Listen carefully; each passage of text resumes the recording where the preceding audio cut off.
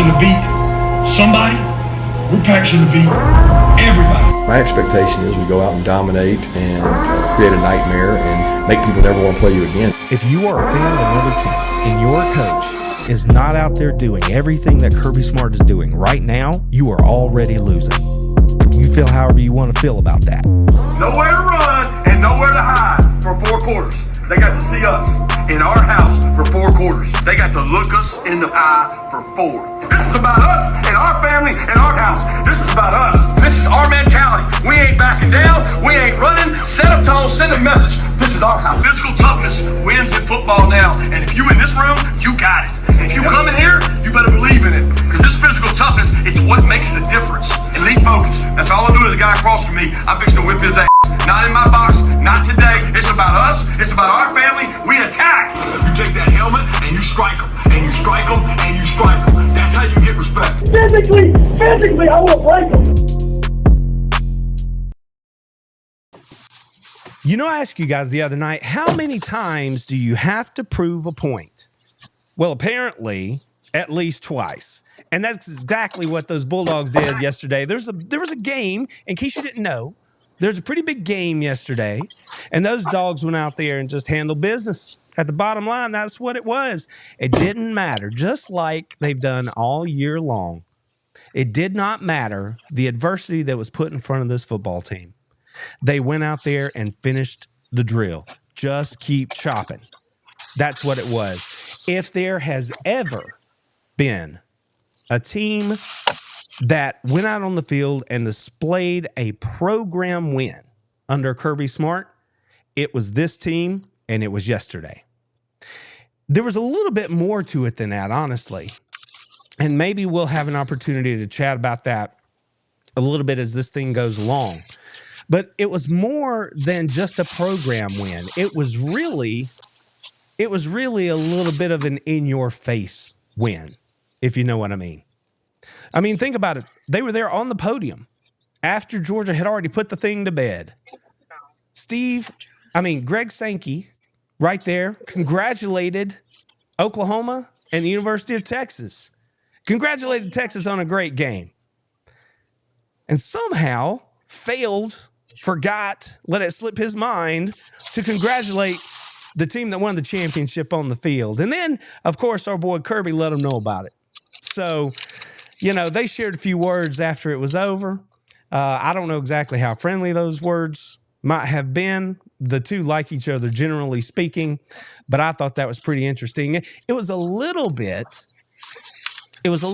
of an in-your-face game to, you know, maybe the CFP committee that had all through the process seemed to weight things against Georgia more heavily than they had weighted things against other teams. And yet when other teams had Georgia on their schedule, they were rewarded for then having played Georgia. So that felt a little weird. But never mind all that. The Dogs just did what they do. They went out on the field, they took care of their business, and they had to face a team that they had beaten once already this year. And all they did was just go out there and go, oh, you think you're going to come into the league? You think you're going to roll in here and take over what is ours, what we know something about as a first-year team? That wasn't going to happen. I don't know. I can't prove it. I have nothing to back it up other than a gut feeling. But I would like to think that virtually the rest of the SEC was a Bulldog fan yesterday, because nobody wanted that team to be able to roll in there and say they did that in year one. I just can't believe that's the truth. I don't believe that's the truth. And I, for one, am proud to report that yesterday when the Dogs took the field in Atlanta in this little game known as the SEC Championship game, when they took the field, all they did was show up and handle business. And just like every time that they have faced the Texas Longhorns as members of the SEC, this Georgia Bulldogs team, well, they just had to remind them exactly who wears the big gold around here, who is the lead dog. And just remember, if you ain't the lead dog, well, that view, it never changes. And now you're locked in, Texas. You're going to be here for a minute. So just, Get used to that view, if you know what I'm saying. It's not that hard. We'll be friendly when we can. That's what I got to say about that.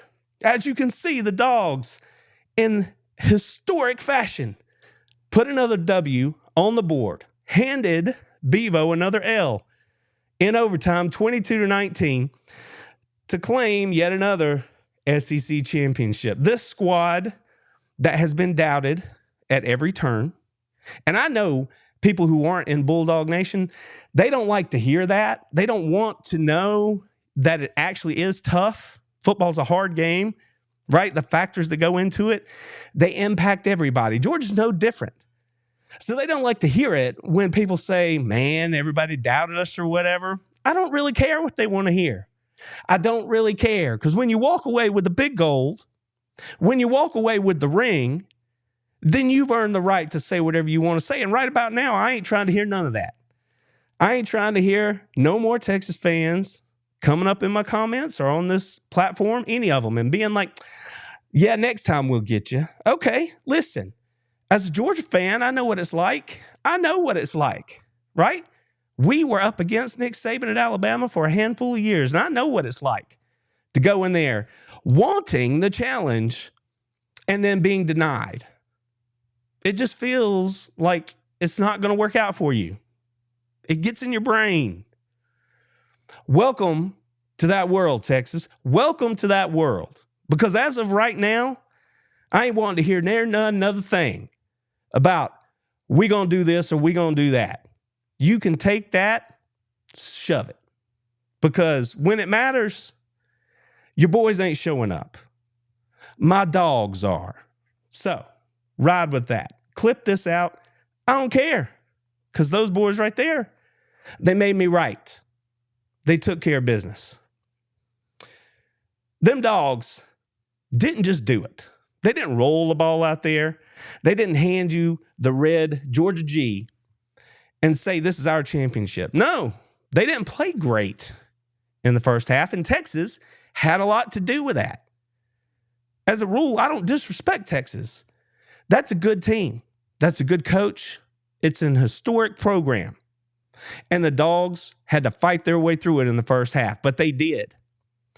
A lot of what I've heard has been Texas bogged down here and there, but they moved the ball up and down the field. So I don't care about that either. Having played the game, I know that between the 30s, you can do whatever you want. You can walk a dog out there for all I care. If you don't count on it, if you don't cash it in, then it don't make no never mind. And they're like, well, Texas bogged down. And all the thing I wanted somebody to ask is why? Why did that happen? Why couldn't they cash it in? It's because those Georgia Bulldogs. It's because that defense bowed their neck. Think about it. Every time that Texas needed to make a play, they didn't get it done. Why? Because of that defense. A sack, tackle for loss, just like in the first game. Same song, next verse, same as the first. That's what happened. You ain't got to like it, but that's what happened. And then, as if the universe needed to challenge Georgia just a little bit more, they took the one thing that had been consistent all year, in that their starting quarterback had shown up for every game. They even took that away. The universe said, guess what, boys? You need a little bit more of a challenge. They took the starting quarterback away. And this cat right here, Gunnar Stockton, Georgia legend, Georgia high school legend, let me say it that way. He just walked out there like he'd been in the game the whole time and took the thing over. His teammates love him. He's tough as nails, and he's a proven winner. That dude right there, if he doesn't do another thing, may have, earned himself free drinks the rest of his life here in the state of Georgia. But we'll see. And it's like I said, the Dogs, seems all they know how to do in this new 16-team SEC is beat the Texas Longhorns. Look, 30-15, doubled them up in their own backyard. Stumped a mud hole in them and walked it dry. Now, you could never do that again. That could never happen twice to the Texas Longhorns. And Trevor, and Gunner and that defense showed up again. And yeah, I told you it wouldn't be the same kind of game. It was going to be different. There were going to be adjustments made, of course. But what happened to Texas' newly found running game? Non-existent.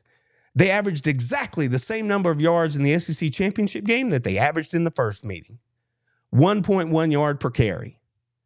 So you can miss me with all this Texas offensive line's the best in the nation. If you want to say that, okay, go ahead and say it. But then you better follow that up with Georgia's defensive line is the best defensive line in the nation. So if you ain't willing to say that, keep it moving. Because results are what matter. Right? Money walks, BS talks. That's what it is. I mean, that's just, did I get it backwards? BS walks, money talks. There you go. And these boys, they were money yesterday. They were money. Stack the decks against them. They don't care. They just wanted to keep it rolling. But we can't talk about this game without addressing what happened with Carson Beck. Like I said, he had his injury at the end of the first half. And as I make this recording, we don't know the ultimate status for Carson Beck the rest of this playoff run. Let me just say this. As I have said all year, I have had faith in Carson Beck. I have believed in him as a leader of this football team. And every time that the money was on the table, Carson Beck got the job done for Georgia. If it turns out that he can't go for whatever reason, for however long, that's going to be the thing I remember about Carson Beck as a Georgia Bulldog. And I think that is going to be the biggest thing that the Dogs are going to have to overcome should Gunner Stockton be the one taking snaps. You cannot put a price or adequately measure the impact of experience, having been there and done that. Now, the thing they say at Georgia is, are you willing to work while you wait? Well, clearly, Gunner Stockton has been willing to work while he waited. Because when he got his opportunity, he stepped on the field and he took care of business. And more than that, his teammates know everything about this dude. And they were willing to fight for him. And they were excited to see him on the field. And everyone seemed to raise their level of play just a little bit. It's not that Gunner Stockton played better than Carson Beck yesterday. That's not what happened. But what happened is that everybody else on that team got smacked in the face that their reality had changed and they had to raise their level of play to adjust to it and support their guy. And that's exactly what happened. Now, the good news is, if it turns out that Gunner is going to have to be the guy moving forward, well, that's fantastic because he's now going to have time to prep and get ready to make that happen. That is how that's going to go. So I have every confidence, every faith that Gunner will be prepared and ready to run the Georgia offense, whomever they play moving forward. So let's keep it moving forward. Our Dogs are now SEC champions here in 2024. That's a reason a lot of these dudes came back. They could have gone. This is a talented roster. But they came back, fought through adversity, stayed the course, got the ring. And along the way, we as Georgia fans get to revel in the fact that they were able to beat the Texas Longhorns twice. And it's a beautiful thing. After that, the CFP came through with their rankings and dropped the Dogs in where they needed to be, which was the number 2 overall seed, right behind an undefeated Oregon Ducks team that absolutely deserves the number 1 seeding ranking going into this thing moving forward. When we look at the college football playoff rankings, you see them right there. The Oregon Ducks at 1, our Georgia Bulldogs at number 2, Texas at 3. Oh, wait, are these not the, oh, no, I'm sorry. These are the old rankings. These are not the correct. No, these are correct. I'm sorry. I'm ahead of myself here. These are the rankings, not the seedings. So you have the Oregon Ducks at 1, Georgia Bulldogs at 2, Texas at 3, Penn State at 4, Notre Dame at 5, Ohio State at 6, Tennessee at 7, Indiana at 8, Boise State at 9, SMU, the ACC champions, sitting there at 10. And then you have the Alabama Crimson Tide sitting there at 11. More on that in a few minutes. And the Arizona State Sun Devils, the Big 12 champions, sitting there at 12. So what does all that mean? What that means is we have a bracket that as well, I don't know if it could have been any more wrong. Not wrong in who's in it, but wrong in the way it was put together. And that didn't happen today when the bracket was announced. That happened when they decided to put this format in place in the first place. Because when you look at this bracket, you have Oregon, who went undefeated, 13-0, probably having the toughest route now to get to the national championship game, which doesn't make any sense. You have Tennessee and Ohio State there in the first round. Oregon gets that winner. Doesn't matter which one it is, that's a dangerous football team they're going to have to play. And should they win that game, well, then now they're going to have to face either the ACC champion, the Big 12 champion, or a Texas team that's been in the top 5 for, the last few weeks. Now, Georgia beat that Texas team twice. So, they didn't need to be on Georgia's side of the bracket. But whoever makes it through between those 3 teams, Oregon, you would expect, if they're successful, they're going to have to sit there and beat a really quality football team. That doesn't seem right if you're Oregon. That just doesn't seem to be the way it should go. Meanwhile, you get Penn State, who is now a 6th seed, who is rewarded. They lost their championship game, okay? And now they're being rewarded by facing the ACC championship game loser. Now, don't misunderstand me. SMU deserves to be in this playoff, but they're being rewarded in that matchup. It's one of those things where when I look at Boise State awaiting the winner of that game, you have to assume that Penn State, as the higher seed, is going to be the favorite. And if they win that game, they're going to face a Boise State team that they're going to be a favorite over. And then they're going to make their way down to hopefully face my Georgia Bulldogs. But again, it just doesn't seem right that losers who should not be punished for appearing in a championship game, I'm not saying that. They should not be punished, but just the way the whole thing is put together, they seem to have an easier route than the overall number 1 seed. That just doesn't make any sense to me. Simply does not make any sense to me. So that's what I say, or that's what I mean when I say that this is the greatest losers bracket you've ever seen, just simply because of the way things shook out. That's the world we live in for this season, but I can feel confident that moving forward, there's going to be a little bit of a changing of the guard as far as how this thing's set up. I think the consensus is going to be whether they stay at 16, add teams to the playoff moving forward, or whatever else changes they might want to make. The one thing they're going to do is probably move to a straight seeding format with no guarantees of first-round buys for conference champions. As for Georgia, they are on their way to the Sugar Bowl whenever they play. And like I said, they're going to get the winner of Notre Dame and Indiana. So as a Georgia Bulldogs fan, I'm feeling pretty good because if there's going to be a bracket, the first thing you do when you see a bracket is you look at the bracket. It seems to me that Georgia's the best team on the bottom half of that bracket. So, as a Georgia fan, I'm feeling pretty good about their draw. And it doesn't even matter if Carson Beck's the starter, Gunner's the starter, doesn't matter. Georgia's probably going to be favored in all their games moving forward until they get to the national championship game, should they pull that off. So there you go. The Dogs are back in the Sugar Bowl, and now the mission begins to step up and just prove to everybody that they are, in fact, that team this year and the number one team in the land. We'll see if they can do it. It's not going to be an easy kind of thing, but we will see if they can pull it off. So what I want to do, now I mentioned to you, I gave you a little bit of a teaser.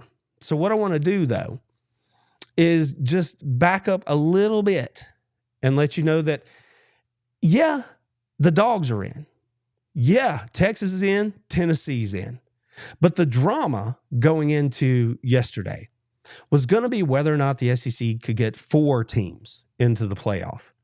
That 4th team would have been the Alabama Crimson Tide.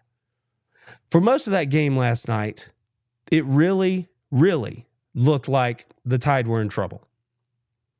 And then SMU decided to show out there for a quarter, put themselves right back in the game.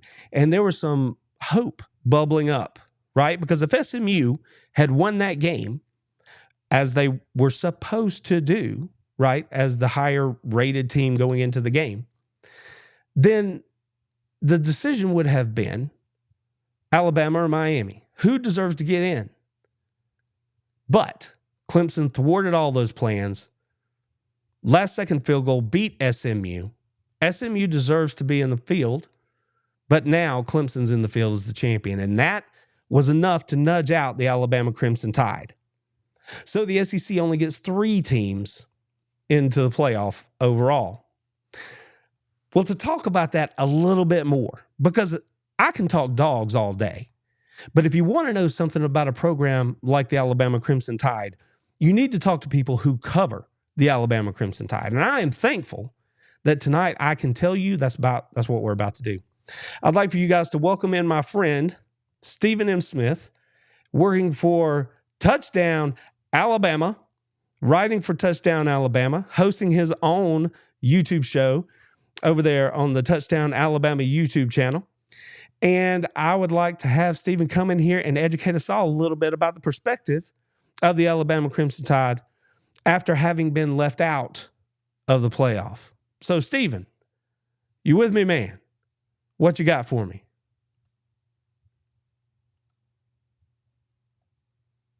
Looks like Stephen may have frozen up on us.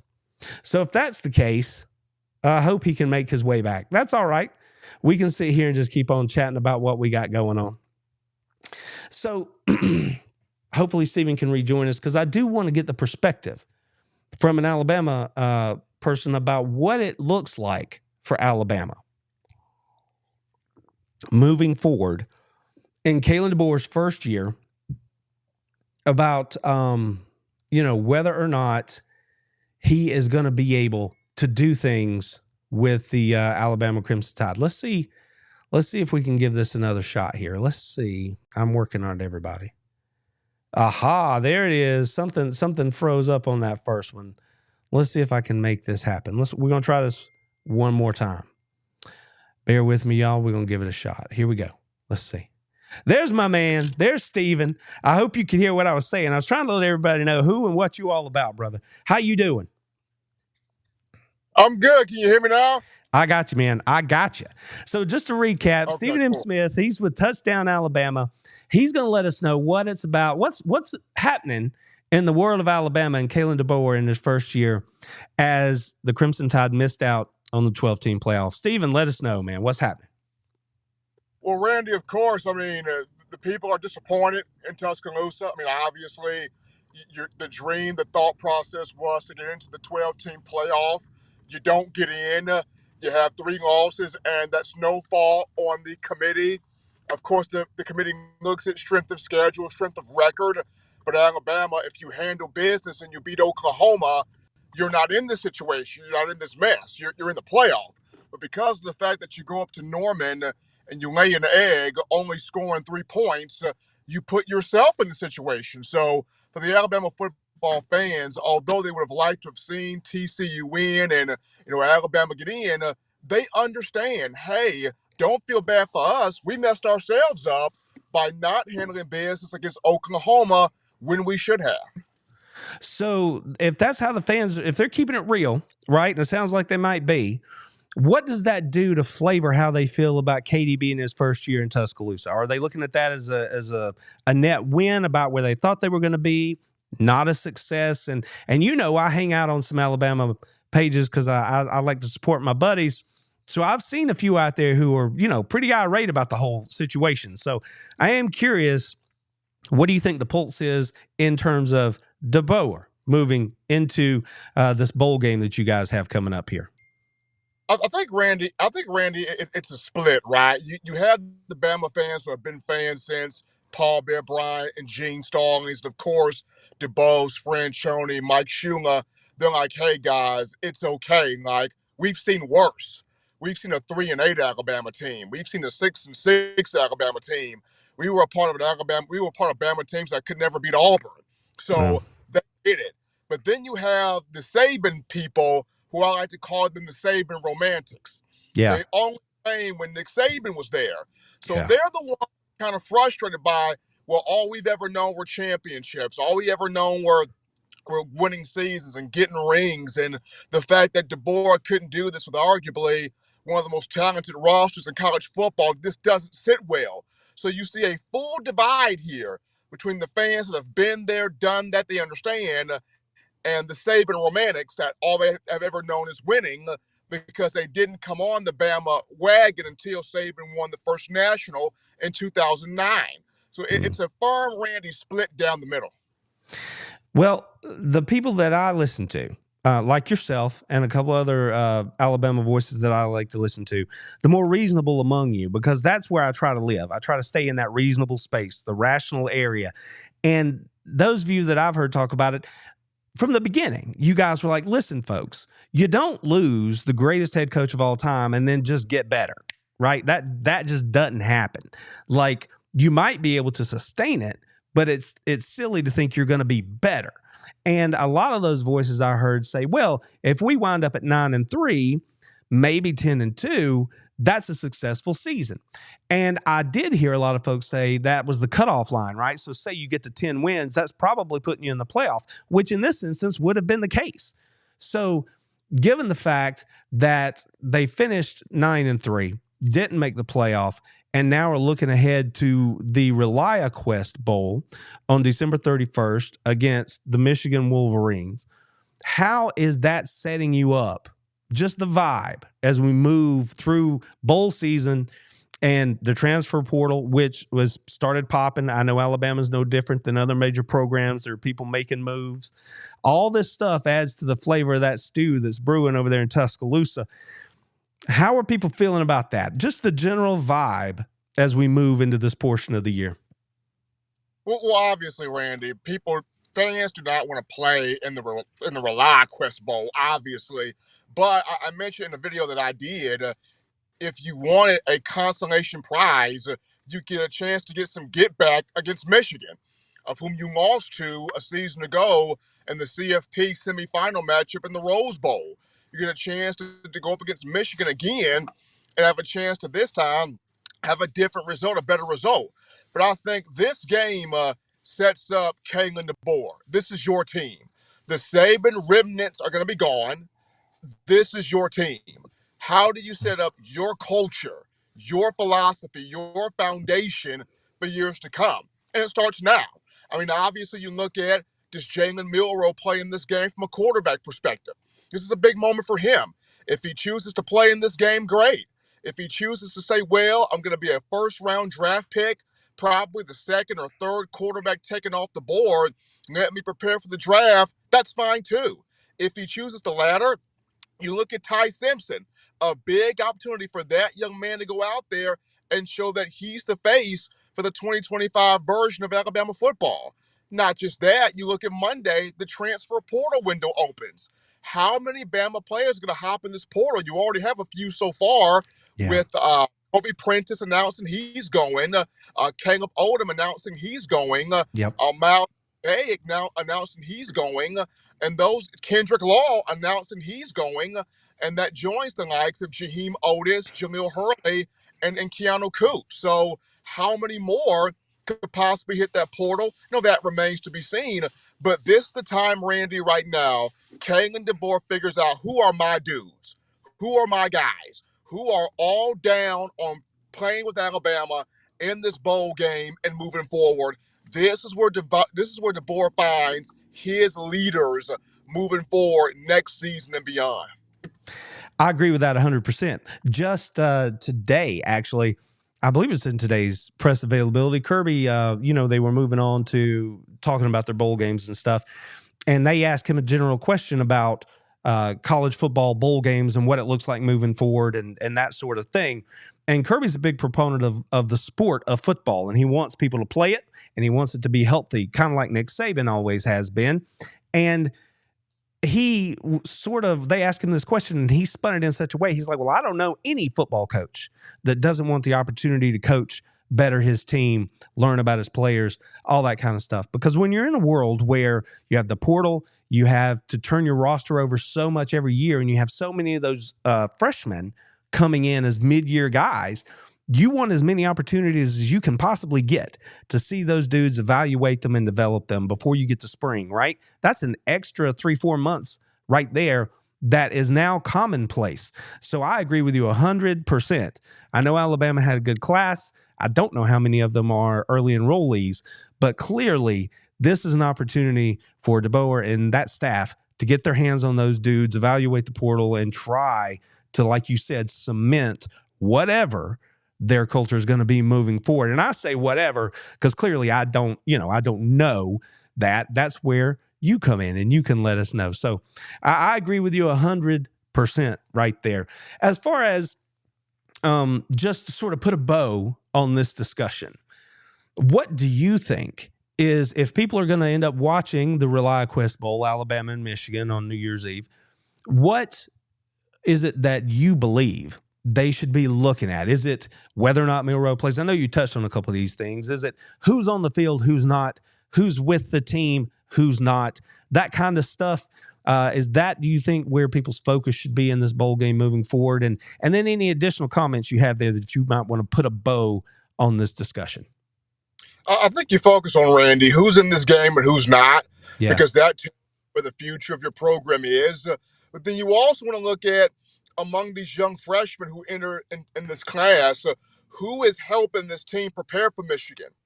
Is Keelan Russell, who's the hotshot 5-star quarterback signee, is he helping this team for Michigan?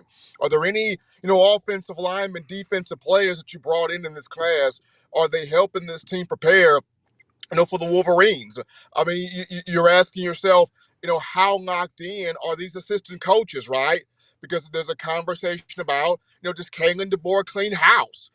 Do all of these coaches come back next year that were on this year's roster? So there's a lot of things to definitely look at, but the main thing is who's gonna suit up, line up, and be on this field, man, to help out this Alabama team in this ReliaQuest Bowl against Michigan. But hey, Randy, as always, man, I appreciate you having me a part of the show, man. You take care, brother.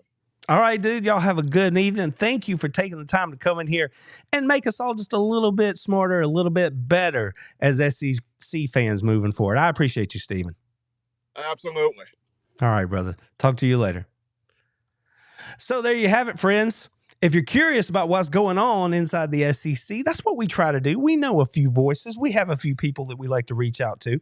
And if y'all will hang in here with me for 1 second, I am going to try to see if we can get another perspective that maybe everybody would want to hear from this evening. And it's going to be the Georgia Bulldogs perspective. Somebody who might know a little bit more about it than I do. Now, don't get me wrong. I cover the Dogs all the time, every day, 365. That's all we do. All I talk about is Georgia football. All I think about in terms of how I can best serve you, the viewer, I'm thinking about it through the Georgia football lens. But there are people who might have their fingers a little closer to the pie than mine on any given day. So hopefully we'll get a notification here in a few minutes from somebody that they might be able to join us as well. And if we don't, that's okay too, because I just think that it doesn't matter how much we talk about yesterday and what happened on that field. It can't be too much. I think it's one of those things where I am blown away by, and I tried to talk about it, and I hope I did a good job over the course of the season, about just how resilient this team is, how it's not always pretty, how it's not always the way you might draw it up or think that it's going to look on your Xbox video game 2025, the college football game. It's not always going to look that way. These are real people with real emotions and real things that they have to deal with over the course of the season. And in a landscape like we have in college football today, where you have the NIL, you have the transfer portal, all these things are making it harder than ever to know exactly which team you're going to have show up every Saturday. And the fact that this Bulldogs team, this coaching staff, could keep the thing as steady as they did and then traverse the most difficult schedule in the country and walk away at the end of the day as SEC champions, I just don't think you can overstate what an accomplishment that is. And as a Georgia Bulldog fan, there is still so much more that's out there in front of this team, right?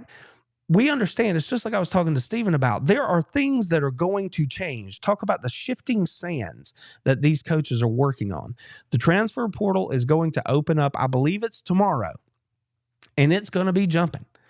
And you're going to have to get your mid-years on campus. You're going to have to get them into the dorms. You're going to have to get them acclimated to what's going on with your program. There's so much change going on right now in the middle of a championship run. To think that everything is still in front of this team, that's so exciting to me as a Georgia Bulldogs fan. They already have one championship on the board. They have the opportunity now to go win the whole thing. And that is what every one of you wanted to be the case. I understand that things are different, but we always knew they were going to be different. We just didn't know what flavor of different. And we learned that yesterday. And that's a situation that is ever evolving.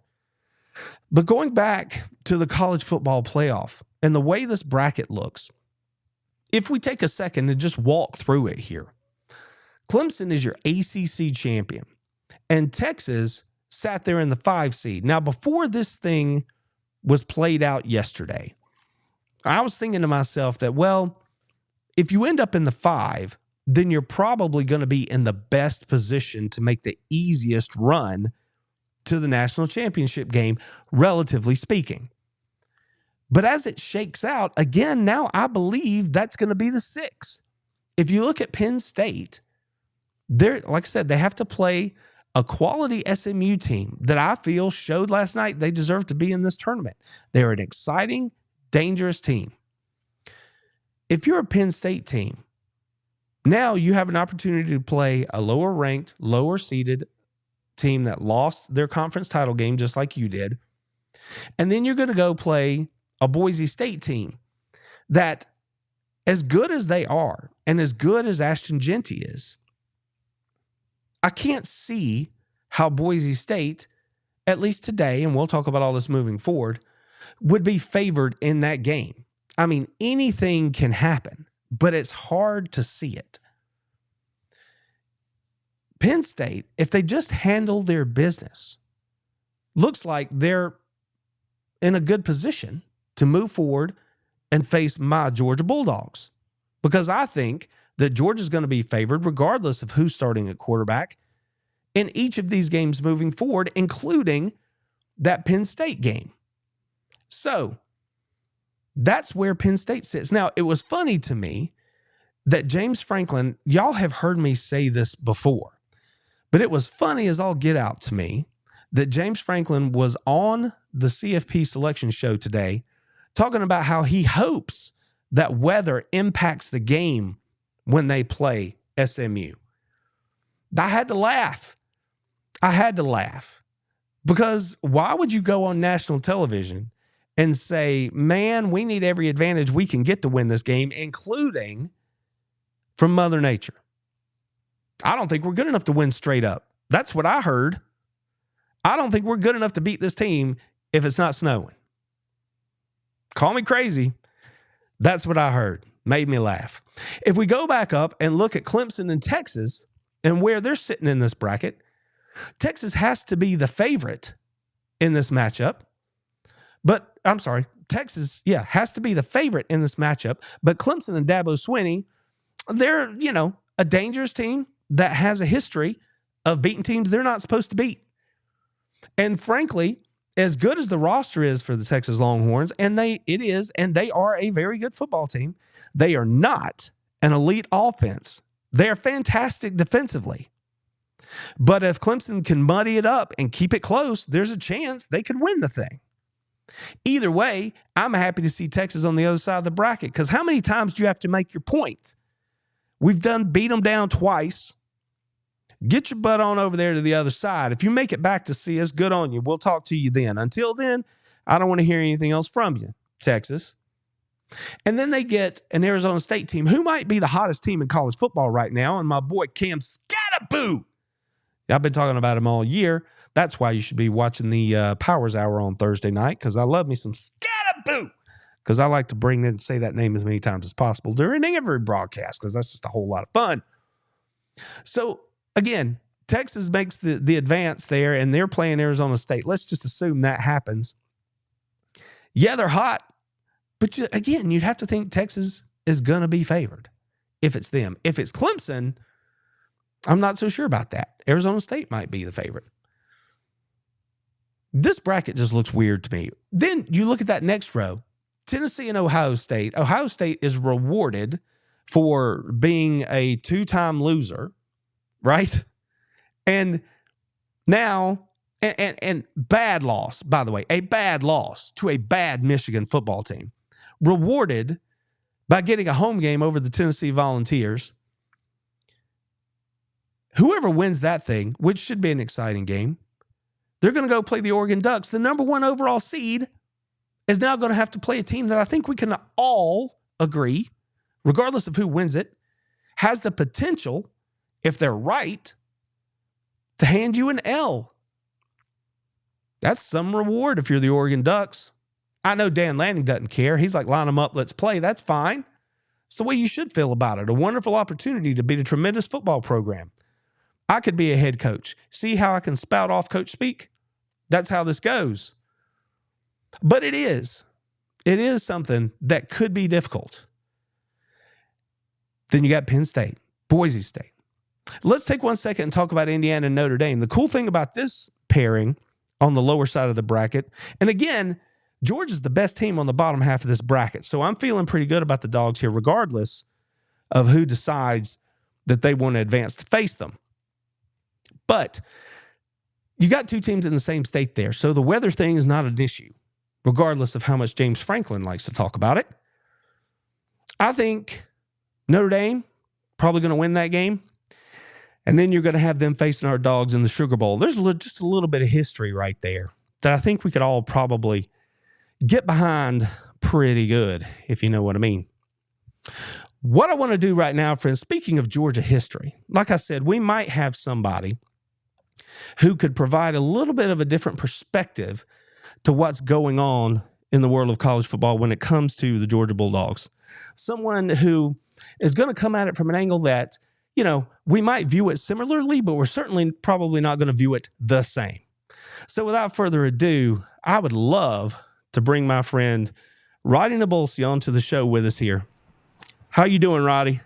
I'm doing good. Thanks for having me on. Yeah, man. Well, lots of moving pieces on this Sunday. Everywhere you look, I know you've been working hard. So lots of moving pieces flying around out there. We've looked at the Alabama and the greater SEC already in the show. We've talked about what Georgia did yesterday at the SEC championship game. So maybe, since I was talking about different perspectives, that's where you should come in, right? I mean, you guys at UGA Sports were all over the coverage of the game yesterday. So if you want to, start right there, and then we'll see exactly how where you end up, and we'll move forward on Georgia's road ahead from there. But I can't wait to hear what you think about this 2024 team going out there and claiming yet another SEC championship in what has been one of the most difficult seasons, certainly in recent memory. I mean, this is one of Kirby's worst teams since 2016. I mean, at least in the secondary, they're god-awful. It's one of the worst injury seasons we've had since – go back to that 2013 team that was just obliterated by injuries, but still somehow they lost some games. But this team keeps winning. they make it so hard. I mean, if you're a Georgia fan, you have to have stomach ulcers the size of softballs. It's just and people keep saying, why do you keep pricking against them? Why do you keep talking them down? I'm like, because they go into halftime 6-3. This is a team that you couldn't even have an easy win over UMass. Yep. Mississippi State came to town. You gave them 31 points. You were tied against a Yale walk-on quarterback at Florida, 20-20 in the fourth quarter. You were trailing Georgia Tech, your arch rival, with by 14 points with just a few minutes left in the game. But you've won them. You come out and you win them all, and it's so hard. I keep waiting for Georgia's luck to run out. Now, granted, they've had a lot of bad luck, but and maybe it's not luck that they win these games, but you just can't live like this, and that's why I keep expecting the next game to be the one. But I mean, nobody thought that Georgia was maybe going to pull that game out at halftime last night, but you took Texas's best shot, and you were down 3 points. I won't say everything that could go wrong did, but you didn't look your best, and Georgia is definitely a second-half team. But knowing that your quarterback limped into the locker room, you're kind of thinking this could be scary. And then, hey, out they come, and they do the Georgia heroics. Lawson Lucky with an amazing catch and then a game-saving tackle. Dalen Everett with a couple interceptions. I remember early on in the year, everybody wanted to sit number 6, sit him down. He is a Longhorn killer. He's got 4 interceptions in his career. 3 of them have come against Quinn Ewers. So this guy is just not to mention the forced fumble and the fumble recovery. Yeah, exactly. So Texas will be happy to see the backside of Dalen Everett and Trevor Etienne. Georgia scored 5 touchdowns against them in 2 games. They've all been by Trevor Etienne. So, but again, heroics by him. You have Gunnar Stockton come in, gets his head knocked clean off, falls to the ground, eyes closed. You think he's got a concussion or he's dead, and he hangs on to the football. That is a tough kid there. His knee buckles backwards, and you're thinking, get Ryan Puglisi up, because they just killed Gunnar. And you send out a one-armed Carson Beck to win the game. And I need somebody to make a video clip of Carson Beck kind of mumbling, maybe some AI-generated thing, of him walking out on the field with that arm hanging down going, I can beat these MFers with one arm tied behind my back. I want to see that video clip. I know it'd be a parody, but it'd be worth it. Anyway, they pull this game out, they win it, and I was there with Coach Don, and I took him down to the field, which was a nightmare. Mercedes-Benz Stadium is just god-awful. Yeah. I got him down to the field, having to fight 47 different security guards to let a man with a pass onto the field who's 79 years old. And anyway, but the jubilation down there, this game did mean a lot. And it wasn't just that, hey, they won a game, a tight game. They won an SEC title. Those are rare. Kirby is only the 3rd coach to win 3 of them. Mm-hmm. Basically, Saban, Spurrier, and him. So it's tough to do that. It's only Kirby's 3rd. He's been to that game a few times. So they're hard to win. And think about it. No matter what happens the rest of the way, they're SEC champs. You get the ring, you get the hat, you get the T-shirt. This senior class, how many rings do those guys have? So it's big for that. And now they're going. If they had lost, you'd been waiting to find out where you're going to play. You might not have had a home game. You might not have. You might have been on the road. Hell, I don't trust this committee not to drop you out completely. I absolutely don't. But you knew after the relief after winning that game was, hey, we are back in control of our own destiny. We don't have to wait for a bunch of job of the wards to tell us where we're going to play. We're going to New Orleans. We've reclaimed our own destiny, and that was part of it. So Georgia's able to get a hold of their future and win a title. So it's a big deal. You could see it on the players' faces. You could see the not just the relief, but the feeling that no matter how down they get, they can pull it out. So it's just a tough team to cover this year because I shouldn't say cover. It's a tough team to watch if you're a Georgia fan. We had somebody on the message board at UGA Sports says, I've never been so excited to have 3 weeks where I didn't have to watch a Georgia football game. And I'm like, yeah, and had you lost that game, you'd have been preparing to play on the 20th. So to me, the loser of the SC of any of the championship games, they are thrown right back into the hell of, hey, you got to play again in 2 weeks. So, and then, you've played an extra game and all these other teams had it off. So it's just it is a weird situation for these conference games. And then to take these two, like Arizona State and Boise State and give them first round buys. And, you're making Ohio State play early. You're making Tennessee play early. You're making some of the, the good football teams have to play early while they sit at home. I know they had to do that to get all the conferences to buy in. Right. But now they're all here.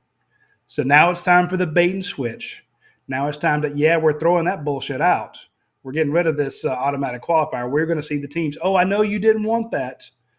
Too bad. You're not going to leave because we got giant checks. And you all owe, thanks to this House settlement in the government, Yep. you all owe your players anywhere up to $20 million. You need this playoff money. We're going to expand it, and we're going to seed it, and we're going to go to what we should have been having since the mid-50s, 16-team playoff, and let the chips fall where they may. Yeah, I agree with you. That's one of those. And following up on your points from yesterday, what the game meant. I mean, clearly it meant a lot to those players. I think it was Tate Ratledge who was like, "This is the reason I came back." He didn't stay the national championship. He didn't say to be an All-American. He was like, I wanted to win this game, right? Yeah. And I believe I heard Carson Beck say something very, very similar. He said it earlier in the year. I think at SEC Media Days, he said that at some point he'd mentioned when he decided to come back, because, he had some very nice options to go off to the NFL. He said, I want to come back for this one. And he wasn't the only one. And granted, Georgia also gave those guys a lot of money. Sure. I mean, it's not like they forswore, riches and took an oath of poverty to come back and win this game on some holy quest. They knew that they could come back and probably increase their NFL, potential draft stock by coming back and having a good senior year. The sad thing is both of them got hurt. Yeah. So that's why when people say, well, why wouldn't you just come back? You can get insurance. Yeah, the insurance doesn't cover the cost of, how much you could lose by not coming back. But if you get $1.5 million to return, and then all of a sudden you pick up a bunch of other sponsorships and deals, and now you're making $4 million a year, doesn't hurt you to stick around. So it's a good and bad thing. But yes, you're right. They did come back to win this game, and so check one box on their goals for this season. Right, and I mean, you could be Ohio State, where you come back and you don't even get to play in the game. Right, because you don't handle your business. So I guess if you ask any one of those dudes, they would probably say, yeah, I'm happy with my decision. I mean, football's football. Things happen, injuries, from that angle. But these guys had it in front of them, and they wanted to make it happen. So, I mean, clearly, these dogs all season, something I've talked about a lot, have just had a revolving door at several different positions, some for injuries, some for attrition, some for, reasons that happened off the field. They just have always seemed to be dealing with something. This game was huge, clearly, because it's like Kirby said on the podium, we have a chance to breathe and rest, right? So there are guys that are going to have an opportunity to get more healthy than they have been in a while. I mean, hell, Trevor was out there last night in a flak jacket, right? Protecting those ribs, and all he did was go for almost 100 yards. So the more healthy you can get these guys, the better. With that said, we still don't know the situation around Carson completely. We don't know the situation around a few other injuries on the team. Any thoughts on how Georgia is? Yes, they're in a better position, but how they're going to navigate these injuries moving forward? Because, you've been dealing with guys like Jordan Hall, who hadn't really played all year until yesterday. And there are others that have had injuries. So on that front, how do you think they're going to navigate the next 3 weeks? They're going to get Gunnar Stockton ready to go. Yeah. I'm not expecting to see Carson back anytime soon. We reported at UGA Sports last night in the middle of the game that we were told it was a UCL injury. Again, that's not been confirmed. He had ice on it, and the way he was moving, especially the fact that the ice was on the outside part, that would line up with the UCL injury, and they're trying to keep swelling down. Kirby had an MRI, and I don't believe all his stuff about, well, it's going to take a while for them to get the results to us. Let's just say I don't think Kirby wanted to tell everybody what was going on, so he said that they didn't have the results. I'm not saying he's a liar. I'm just saying he could say, hey, don't give me the results until after I've talked to the media. Then I don't have to talk to them for a week or 2 weeks or 3 weeks, and so be it. So what they do the next 3 weeks is you get Trevor Etienne completely healthy. He looked fantastic last night. I actually lost a prop bet. I thought that Nate Frazier would have more than 58 yards, and all those yards came up through Trevor Etienne. Yep. But I did predict Georgia to win and cover, so I got that one.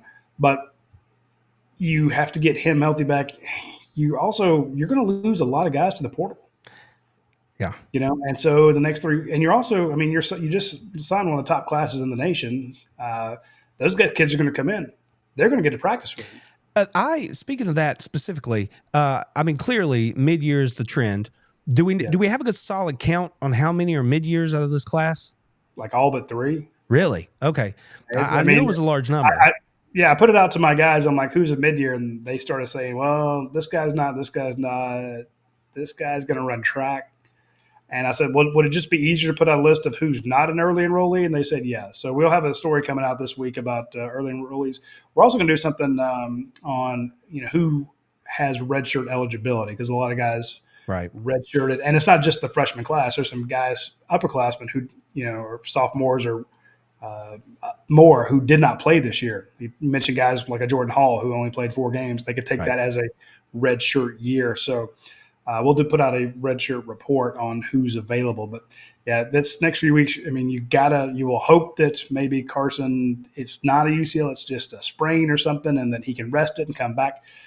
Because, you can get excited about Gunnar Stockton. I've been a Gunnar Stockton defender for a long time. I always make the same joke that he's not a good interview, because he's not. Right. I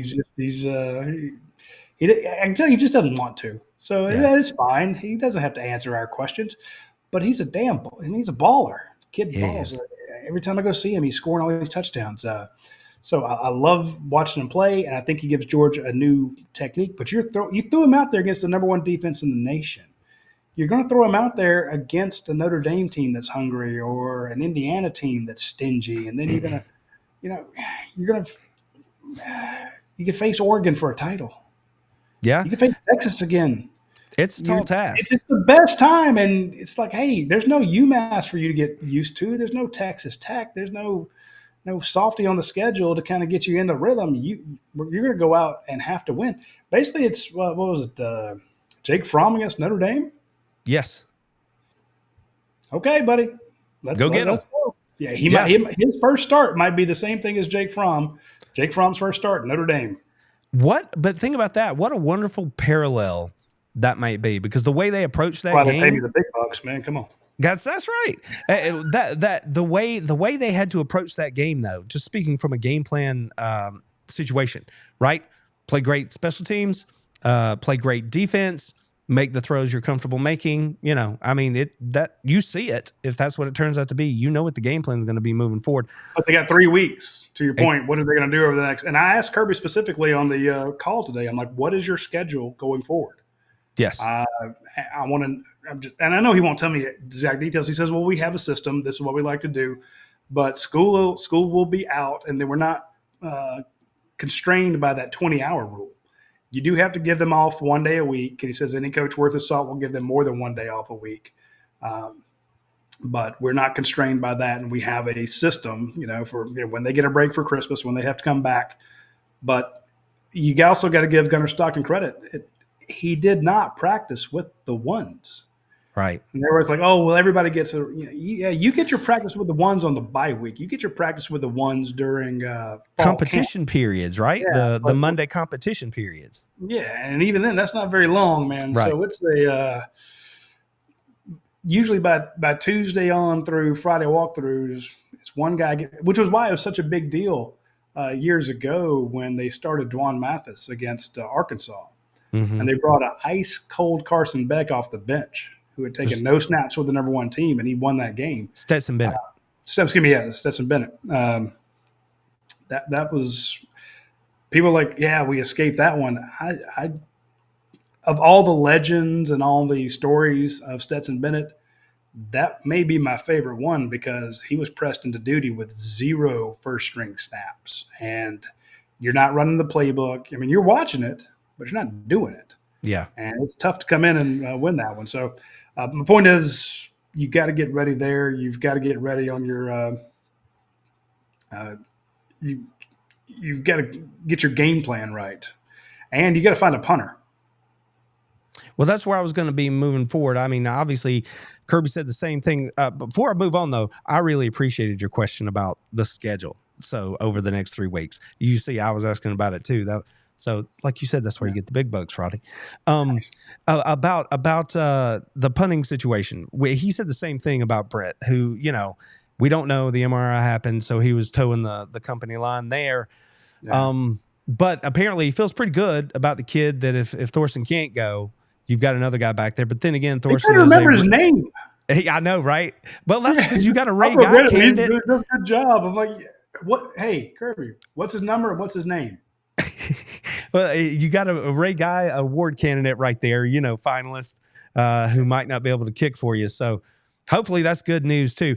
I heard the scuttlebutt earlier today that, you know, clearly Gunner had to leave the game because his helmet came off. Yeah. If Beck couldn't squeeze the football, they said they had Puglisi ready to go in and hand the ball off. Now, which, by the way, that's a whole other segment. We could talk about the just ass mashing that offensive line did on that play to make that touchdown happen. But if my question is, it was Puglisi, not Rashada. And I'm just curious, should we read anything at all into that? Or should we just think, not really, that just is what it is? I don't know. Do you have any thoughts on that at all? No, I mean, I do not, because I would think that, Rashada got here April 25th. Puglisi was here back in, for bowl practice last year. Yep. But then he missed most of spring with an injury. They've kind of been going back and forth on, third on the depth chart. I think it was, this week's practice, maybe. Who's got? But here's the thing, Rashada's played in games. That was the whole point of him coming here. Right. When he transferred in from Arizona, this kid's, he's played in football, so he can go out there and just, loud crowd's not going to get him. I had my hand raised to ask one more question. I want to go with Kirby and why did you send out Carson Beck? Not in a mean way, but just walk us through this on that last snap when you knew he couldn't throw it and they knew he couldn't throw it. So to your point about the mashing by the offensive line, I could see a situation where if I'm Texas, I'm like, okay, they're bringing in a one-armed quarterback. We know he's not going to throw it because he can't lift his arm as he was walking out. So it's a run, and we're going to go 11 in the box and see what they can do. And they brought everybody up. I get it. But, then Chaz Chandler comes through and picks up the will, and Ben Urosic cuts across and goes for one guy and realizes he can't get them, and then picks up the other linebacker, clears him out. Great block by Urosic, who I've given no small amount of hell to for missed blocks. But when he makes them, I shout him out. But, the offensive line did their job too. But you got 2 key blocks from a fullback and a tight end. And it was some old-timey smash-mouth football, get in the end zone. And I only want to know 2 questions. Why did you put in your quarterback who gave away that it's a run? And why didn't you run that same play when you were inside the 5-yard line, 1st and 10, inside the 5, twice in this game? You didn't run that play at all with a healthy Carson Beck, healthy Gunner Stockton. I'm like, here's an idea. It's a good one. It's a masher. At 1st and 10 from the 3, run it 3 times, see what happens. I will say that Chaz taking over from Micah Morris right there. I know Kirby earlier said that was an injury thing. Micah had been banged up. I don't care if it was or not. Chaz, that dude is about that action when it goes to leading up in the hole and finding somebody to hammer on. And I am because it happens to him all the time. You know how to do it. That's exactly right. Yeah, that was fantastic. I love to see him in there. Yeah, I remember switching from offense to defense, back in my, prep playing days. And it's like, oh, I remember you. I remember that trap block. That's it. So I'm gonna deliver one of them traps. I want to be on the delivering end instead of the receiving end of one of these. And coach was like, hey, we don't do that on this field. We don't. Yeah, I'm like, well, you let it happen to me every game or every practice, and when I do it, somebody else, you get mad. Yep. So he got to, and look who's pumped. He lays the guy out. And I don't even know if he looked back to see if they scored. He was just so happy to hit him. So, I know, it was great, and we have to give ETN a little bit of a prop there too. That was a wonderful cut, and that kid ran hard yesterday. And I would say wing. That's right. And I would say this about he and Frazier. They both have that Brock Bowers, Ladman cocky mentality where if there's a touchdown on the table, they're going to do everything they can do to go get it. And you know what I mean? There are players who, if you're running down the field and the option's there, I'm going to duck out of bounds or I'm going to go down or whatever. There are certain athletes that are winners that when you see them have an opportunity to do the thing, that's what they're going to do. And both Frazier and Etienne both look like that kind of dude. And you match that with what we were just talking about with Chambliss and an offensive line that's got an ant in their pants. And, you can make some good things happen. So, pretty exciting. I was thrilled to see it go down that way. And my big question was, if he can't squeeze the ball because you've got an elbow injury, and I've had something similar, not any, obviously, I'm speaking in terms of a soft tissue injury in your elbow there. So I know what that pain feels like. If you can't squeeze the ball, that's a risky play because he didn't do it with his offhand. He did it with his right hand. So, and going back to other plays that make all the difference in the game, Gunner, you mentioned he held on to the ball after that massive hit. If he doesn't, that's ball game. Yep. Texas falls on it, it's over. So whether it was a muscular thing, like he locked up and held it, or he had his senses about him and held it, either way, there's not a bigger play in the game than that one, and he took the shot. But that obviously led to what happened next. So can you imagine a situation where you have that hit, he fumbles it, they recover it, they review it for targeting, say it's not targeting. Georgia loses the SEC championship in an overtime call on a fake targeting where the guy's helmet goes flying off. I tell you what. And now all of a sudden you're playing on the road at Notre Dame or at, Penn State or something like that.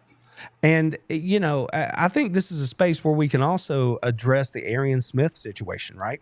A guy who had a rough night catching the ball, but yet busted his ass as a football player doing the other things that make you a good football player, right? The recovery of the fumble. Twice. I mean, how many times do you need him to save your bacon? I mean, he won you. I say won you. That first game, they've scored twice in the second half.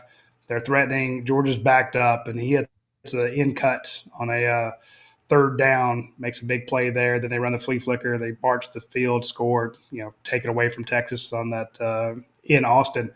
But, yeah, the fumble recovery, blocks on the edge. He had a huge block to set up a first down. The fake punt. Where he could have just gotten demolished, but Dalen Everett took on 2 guys there. So, you can't win with him. He drops touchdown passes. Here's the crazy thing. He doesn't drop passes on third down most of the time. Most of the time. Yeah. But you can't rely on him, but you can't win without him. That's fact. It's a weird situation. I'm like everybody else. I would like to see guys like Nitro Tuggle and maybe Anthony Evans, but another kid who's put the ball on the carpet a few times. Scovey White, there are names that if you follow that room, you're like, I want to see some of those dudes play. But at the same time, you've got guys like that making plays like that, and you can trust them in those situations. So it's a difficult call when you're a coach, but then that's why he makes the real big bucks, Roddy, not me and you, man. That's how Well, that no, I gets mean, done. and people want to give. I remember I get grief for defending Mike Bobo, and I'm like, I don't defend Mike Bobo. I know that it's not my place. I can't accurately criticize him when I don't know what the play call was. Right. Because Carson Beck walks up the line of scrimmage. He's got a play call that they've come down into the radio, into his headset, and he looks at it and he moves the protection. Well, what if he moved it wrong? He checks out of it. Well, maybe he shouldn't have checked out of it. He changes the entire play, and Kirby after a game will say, well, he got us into the right calls or he didn't. And in other words, there's way too many variables there. Why did Georgia run it on 3rd and 10? Well, maybe because Carson checked into that or in the huddle changed it. I don't know. So it's not fair for me to do it. But at the same time, it's definitely easy to know when a guy drops a pass or fumbles the ball. And I did the same thing with James Coley. Everybody was mad at James Coley. I'm like, James Coley lost all his wide receivers. Right. Jeremiah kicked off. You had George Pickens injured. A bunch of other guys. Was Javon Wendell? Everybody's injured. I'm like, all he can do is run the ball. So he's one-dimensional. Georgia hasn't been able to run the ball this year. So you've got wide receivers who can't catch. They lead the nation in drop passes and a running game that hasn't been working. What the hell is Mike Bobo supposed to do other than he won them a SEC championship? So it's a weird year. It is a weird coaching situation, weird player situation. It is just it is odd. Well, that's exactly what I was about to say as well. All they did was go win an SEC championship. That's what they did, and it's one hell of a story. I've been talking about it for a week and a half now. I don't know exactly how the story's going to end, but this team is writing it right now, and it could end up being my favorite Georgia story ever. I mean, in my lifetime, just because of who and what this team is. So it'll be interesting to see. So I want to respect your time, Roddy. I don't want to keep you all day, but I do, now that we do have the bracket, initial thoughts on Indiana and Notre Dame. I mean, clearly one of those two is up there among the lore of college football, and the other one has lost more games in the history of college football than any other program. Yet here they are battling to come play the Dogs down in the Sugar Bowl. Any initial thoughts on either one of those, or who you think's favorite, or any of that right there on that bottom my half initial of the thought bracket? is I really ticked off Notre Dame Twitter, and that is a rabid bunch of people. They're not as bad as FSU Twitter, but they're pretty touchy because basically I said Notre Dame shouldn't be in the playoffs. I said like last week or week before, Right. Mainly not that their quality of work isn't there. It's just that they don't have the same path that everybody else does. And they started coming out with our strength of schedule, blah, blah, blah. I'm like, yes, but you don't have to play in a conference title game. Right. Like, well, we're not allowed to be one of the top 4. I'm like, well, that's not a big deal. You get a home playoff game. Well, I mean, the 5th and 6th seed I just explained earlier in the show is probably the easiest path to the thing, Yeah, I'm like, don't whine to me about not being one of the top 4. You get your bye week. It was this past weekend. There was your bye week. So you get your giant thing. You have to win the same number of games as everybody else. Actually, you have to win one game less than a team that goes to its conference title game and loses. So you actually have a pretty good path there. So it's not fair. And if you want to be a part of this system that is based on conferences, get in one. And then you can come join our playoffs. I just know that they're going to come in. They're going to take on Georgia. Georgia's going to play like what did I say the other day? A one-eyed, three-legged capybara, and just they'll have one of these other games that they just can't get. Nothing goes right. They'll lose this one, and I'll just get absolutely dragged for, you said they shouldn't be in the playoffs. No, but I do like Georgia against either one of them.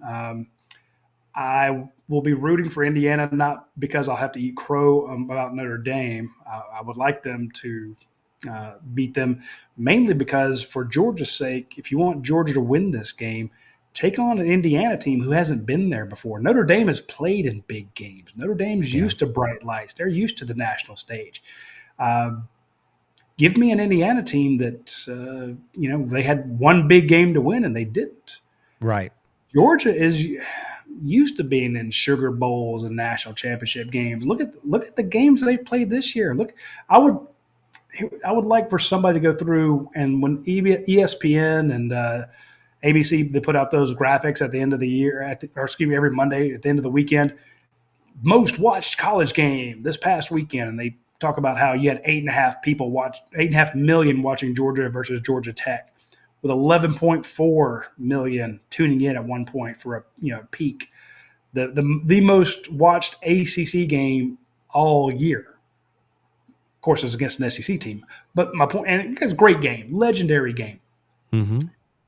Georgia was on that stage, 8 overtimes, overtime this past week, on the road at Ole Miss where they got humiliated, on the road at Alabama where they got humiliated first half, came back and got the lead but then lost, one on the road in Austin.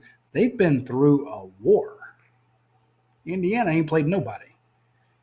Give me Indiana. If I'm a Georgia fan, that's who I want to see win that. And you got to say the committee did Georgia a lot of favors, putting them where they did. I mean, there were going to be 2, but the way the rest of the bracket worked out, you get those 2 guys, and you don't have Texas on your side, so you don't have to see them a third time. Then you have to go through Boise State. You wind up seeing Oregon, and if you win them all, you wind up seeing Oregon in Atlanta, which will be a completely different game than the last time those 2 played. But Oregon got screwed. Yes, Oregon got absolutely screwed. I just went to the Oregon board on our Rivals.com network, and I said, "Hey guys, I cover the Georgia site. Sorry, you guys got hosed," because they did. They did Dan Lanning no favors by giving him Ohio State and Tennessee. That's just brutal. So, but Georgia deserved an easy road. If anybody will talk about deserving, after what they've been through this year, the number 1 strength of schedule, if they have I won't say the easiest, but they do have one of the more less stressful paths to in the playoff bracket. Well, hell, you earned it. Yeah, I was going to say, I'm not going to give the committee credit for being like, an attaboy there, but you could say they got, at the end of the day, maybe they did get a little bit of a nod, of, all right, you did your hard part. We're going to try to help you out with an advantageous setup right here. So let's say it that way.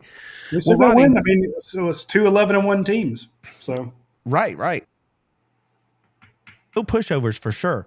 But I mean, you look at that Notre Dame team, clearly they have a really good defense and a running quarterback. So, Georgia and the running quarterbacks, there you go.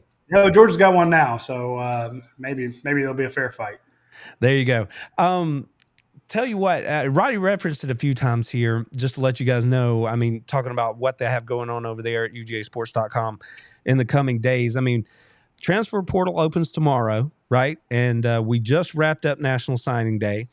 And yes, the Dogs don't play for 3 weeks, but clearly there's a lot to keep your finger on the pulse of right there. So, Roddy, what is the best way for anybody who's interested to come on over there and join the party at UGAsports.com? I just go to UGA Sports. Upper right-hand corner says subscribe. Click on it. You can either do a yearly membership or a monthly membership. Use promo code UGA30 to get I think it's a free 30 days. They always have some sort of deal going on. But check them out. I would sign up for the monthly. If you like it, then upgrade to the year. Our message board, it's like the Price is Right wheel. It's just there's so many dog fans commenting, and it's just the board's just going. And there's updates and jokes and camaraderie that's been around since 1997. So this is, we've had people announce their kids being born. Hey, here's my son. He's a future Bulldog. And now that future Bulldog has an accounting degree, and he's got his own membership at UGAsports.com. So we've been around the longest. It's the biggest. It's the wildest. It's where all the news breaks. So check out UGAsports.com when you get a chance. 1997. That's back when I was a senior in Athens. Me and Kirby and Bobo and Hines and all the boys holding it down over there. So I was covering the team back then. Yeah. See, that's why, and that's why I'm thankful to say, I can. I got your direct number. I can text you, man, and that's why I'm thankful to be able to say that I can give you a text occasionally. So, and don't forget, Roddy didn't mention it here, but since we're watching on YouTube, if you head on over to the UGAsports.com. Well, not .com, but the UGA Sports YouTube channel. I know some of you guys who are on here a lot, they have a membership plan over there too. Roddy, why would they want to do that? Why would they maybe consider being a member over at the YouTube channel? Because I'm about to go over there and put a video on there talking about our thoughts and Carson Beck thoughts that will be only for YouTube members and the folks at UGAsports.com. See the velvet rope, people. There it is. You gotta take advantage of what we're putting out there for you. So, Roddy, I hope to see you again soon, whether it's here or in person. Take care of yourself, friend. Thank you so much for coming on here and making us all a little bit brighter about this whole thing moving forward. No problem. I'll see you in New Orleans. All right, dude. Have a good evening. Friends, there you go. That's it. We have talked about the college football playoff. We have talked about what's going on in the SEC. We have talked about the SEC championship game and your Georgia Bulldogs backward and forward on this edition, this impromptu edition, college football playoff edition of the How About That Dogs cast. So I hope you've enjoyed it. We've had a good time. It's been fun chatting with everybody this evening. Before we get out of here, I do want to take a second and remind you all that, yes, this is a podcast here on YouTube, but it also exists in audio form. Do me a favor, head on over to Spotify, Apple, wherever you like to listen to things, and leave us a review, a rating. I would really appreciate it. And here on YouTube, we're trying to get to 10,000. We're steadily growing. I can't do that without you. So tell your friends, invite them over, have them join the party. We have a good time here. Oh, by the way, it costs you nothing to subscribe to the channel. So come on over here, hang out with us. We have a good time. We're trying to have a good time with you. And occasionally we do this thing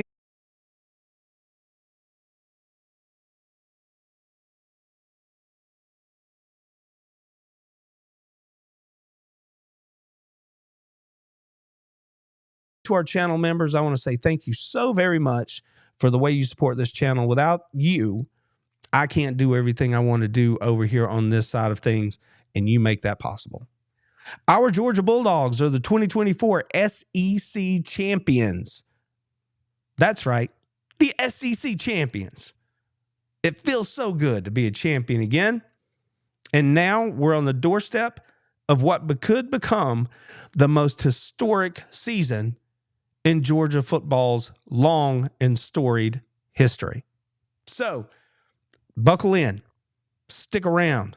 We're going to have it all for you. We're going to talk about all those things as they come up and much, much more. I appreciate you all being here with us.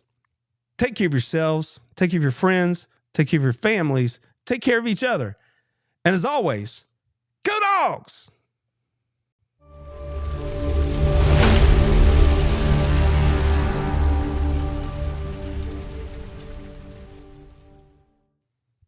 Now, let's see how many of y'all decided to hang around for overtime, because this is where things get special. This is where we talk about all the things that we don't, sometimes have the freedom to talk about on the show, because now I'm going to do my best to look in the chat here. Thank you all for hanging out with me for so long. I know we've had a large number here in the chat with us tonight, a lot of the people watching. So thank you all for hanging out. I am certain that I have missed some cool things that have been going on over here in the chat. I see my buddy Antoine in here, and so many others that I'm used to seeing, and a few new faces as well. So thank you all very much for sitting in here with me and joining in. I saw earlier, and I'm trying to get back up here because I saw something pop through in the chat that I want to make sure that we take notice of, because when I mentioned channel supporters, when I mentioned people who are members of the channel, people who hang out and support us in all and everything that we do, you guys are exactly what I was talking about, the people who want to support this channel. And there it is. There it is. I got to get this on the screen because it has to be recognized. My man Antoine Simpson coming off the $10 super chat. Antoine, thank you, brother. I cannot tell you how much that means. Keep doing your work. We will be here for you talking Georgia Bulldogs football all the time. That's all we do. And I want to hear from you guys. This is what tells me what you want to hear. So, Antoine, thank you so much, man, for supporting the show in this way. It means the world. I cannot think of a word to express how thankful I am for your support and for this. That blows my mind. Thank you, man. I appreciate it. Everybody, Antoine is a longtime member here on the channel. And we are absolutely just, the more I can hear from the channel members to let me know what it is you want to hear, what you want to know about, any special questions, anything like that. Channel membership is the way to get any of that stuff prioritized, right? Because if you're doing that, then that just means that I'm going to see it above everything else. And we're going to make sure that if you have questions or interests or anything like that going on, that we are going to address it first before anything else. So overtime is a period. I know there's a lot of new voices in here, a lot of new faces. Overtime is a period where I do try to get through the comments over here and pick out a few occasionally to answer. And oh, look, I found another one. This is what happens when you have to scroll back through it live.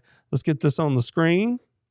My man Jay Shipes coming through with a super chat, $4.99. Thank you, brother. I appreciate it. Now, Jay was obviously talking to our Alabama people here. He says Lincoln loss is at Nashville, Knoxville, and Norman. There you go. It is what it is, Jay. You got that on the screen, and now they know how you feel, brother. I know we have some Alabama friends in here, but it is what it is.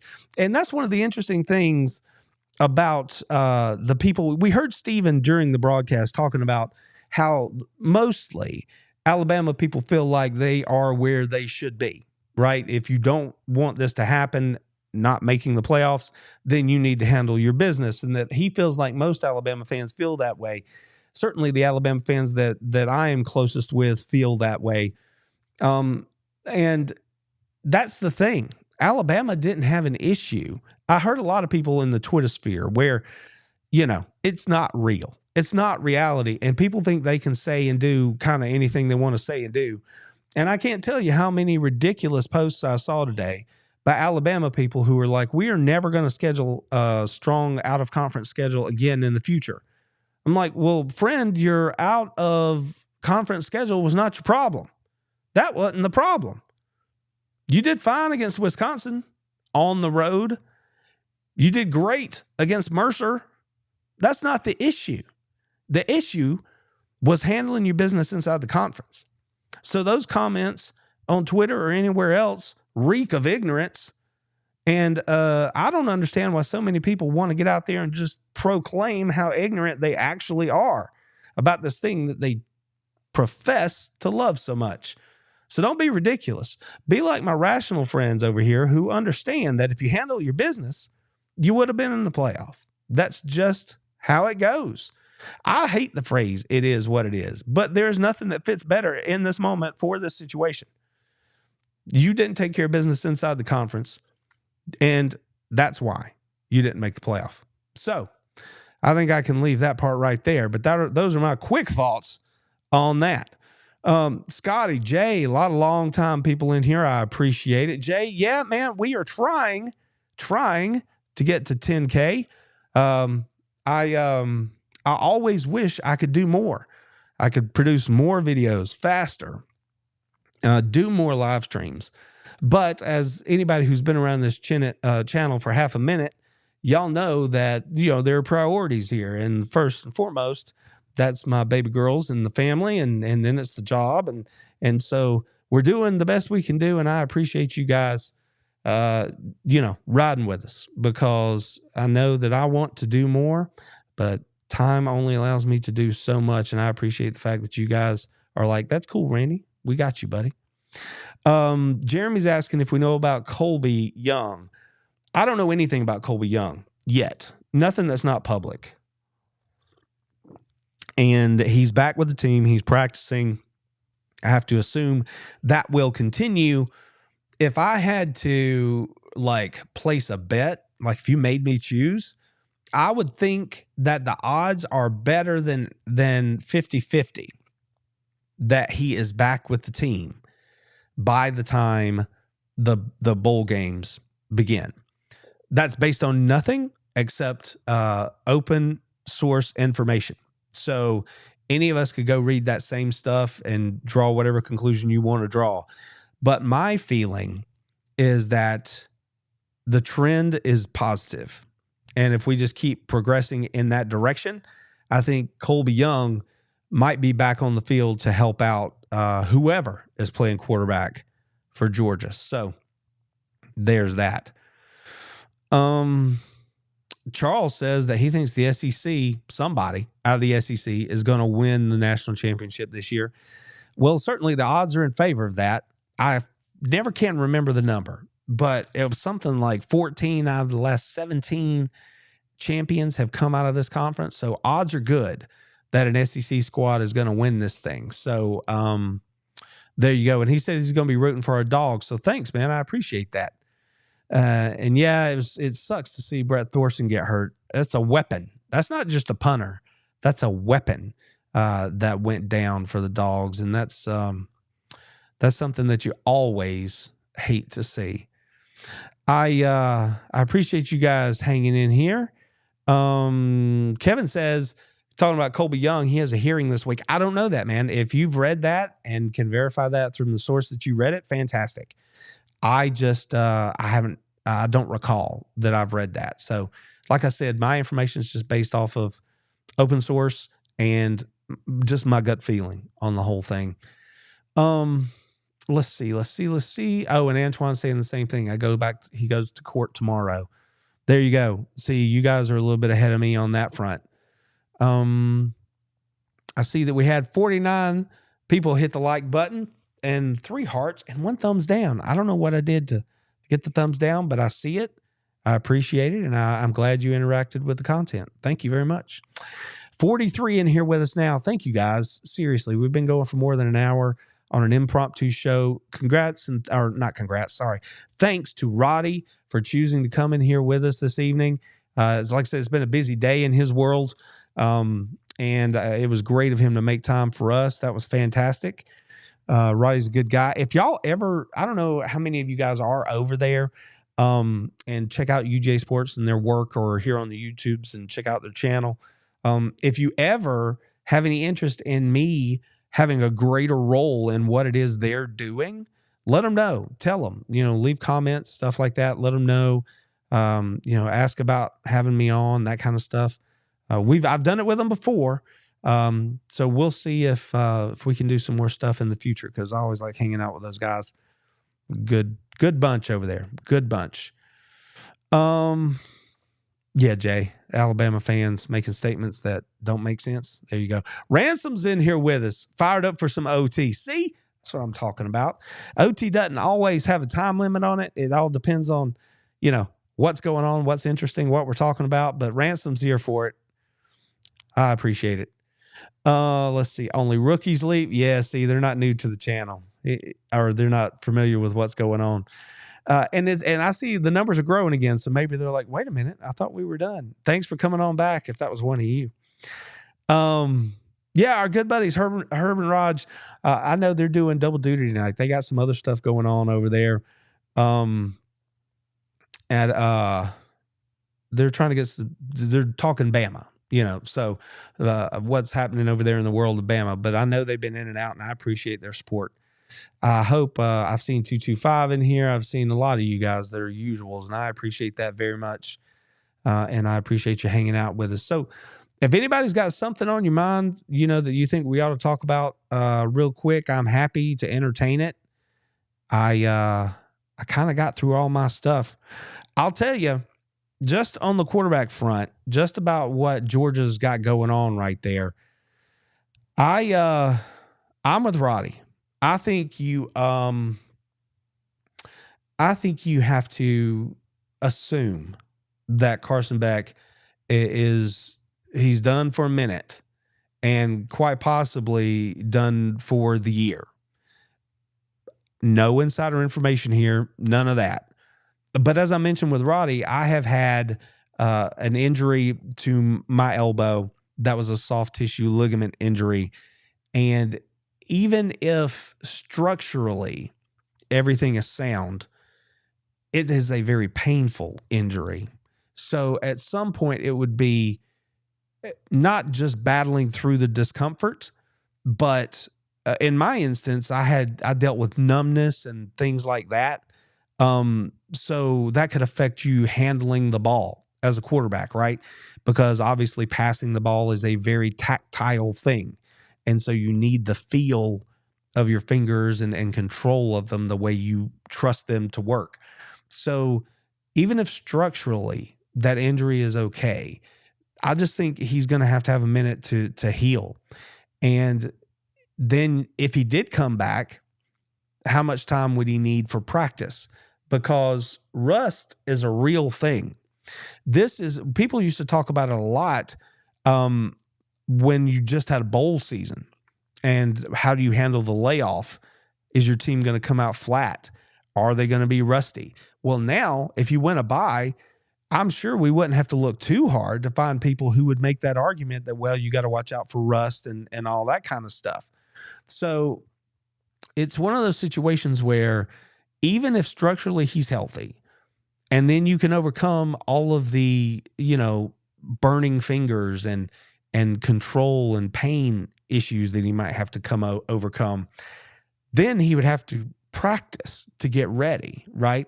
So the good, safe bet here is to just say, unless something miraculous happens, we are going to see Gunnar Stockton at least for that first game.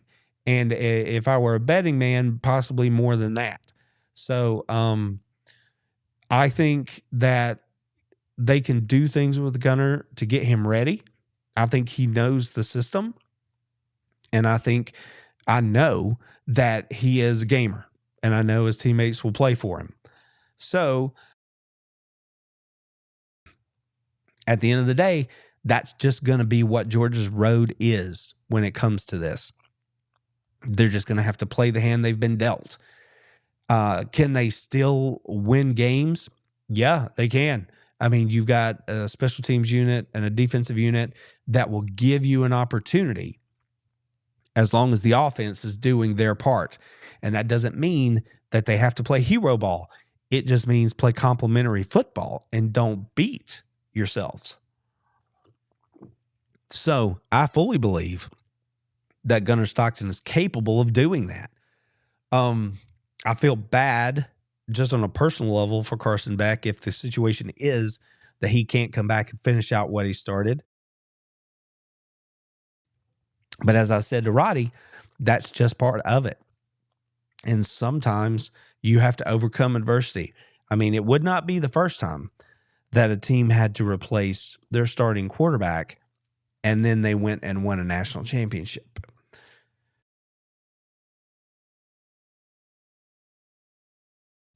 So I believe it was the very first college football playoff where Ohio State was in that situation. So it's been done before. And if the rest of your team does what they're supposed to do, that certainly can happen again. So it's not the sort of thing that, you're like, well, all hope is gone. But at the same time, this is the same team that Roddy was talking about where, they've got issues at wide receiver. They've had issues with injuries all year. Just players in and out.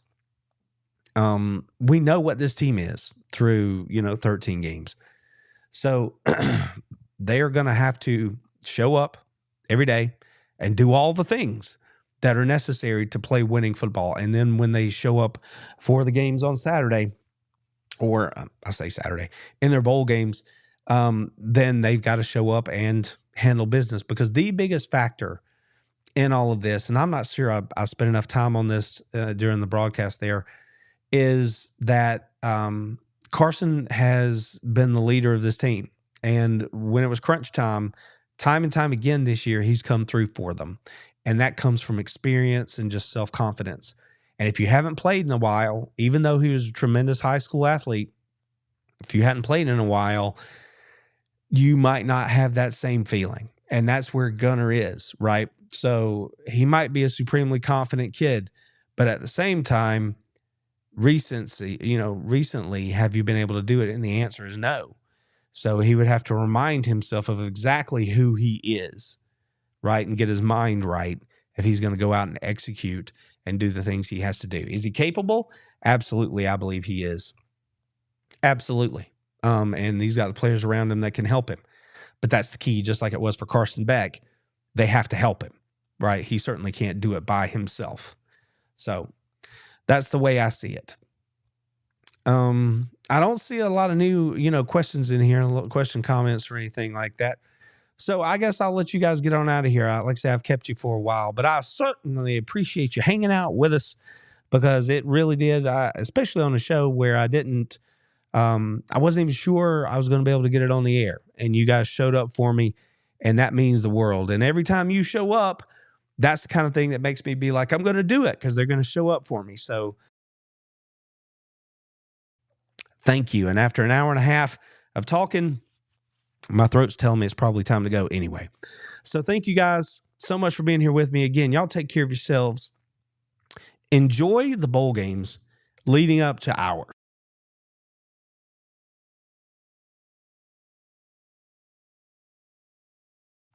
College football season's over.